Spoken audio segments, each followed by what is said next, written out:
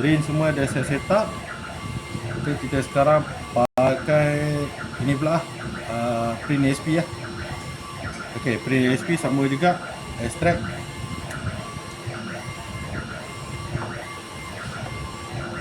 Kita tunggu. Ok, so print ASP ni cut, kita pergi di PC local disk ni, ke sini paste. Ni boleh sambil-sambil tu boleh pin lah kalau nak, supaya nanti tak hilang. So dah dekat ni. Dekat ni buka print ASP.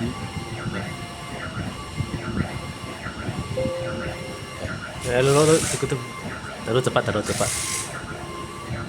Okay, kita dah buka. Okay. So ni print ASP. Okay, kalau perasan print ASP ni dia dah buka, tapi dia tak ada connection. Connection tak ada. So kita perlu set up tadi. Kalau tengok balik dekat kita punya step, last step kita adalah set IP address. Ni set IP address. So cara set up IP address adalah first tekan sini search bar, tekan network, masuk network setting. Okay, so search network, lepas tu pilih change editor setting, change editor option. Okay, so biasa kita akan ambil internet. Ini klik sini, double klik, lepas tu pergi tekan properties, lepas tu tekan kat sini, double klik, lepas tu sini pilih use the following IP address. Okay, ni pause sekejap, aku nombor dah. Okay, so kat sini masuk 192 168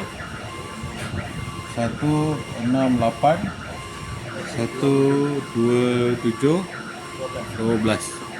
Lepas tu klik bawah ni. So dah akan keluar dia punya subnet. So dia dah keluar dia punya subnet, semua dah ok. Tekan ok. Tekan ok. Tekan close. Ni pun boleh close. Ni pun boleh close. So sekarang tengok dekat kita punya print ASP tadi, dia dah ada connection. Ni dah ada connection. So dah siap pintu taskbar. Okay.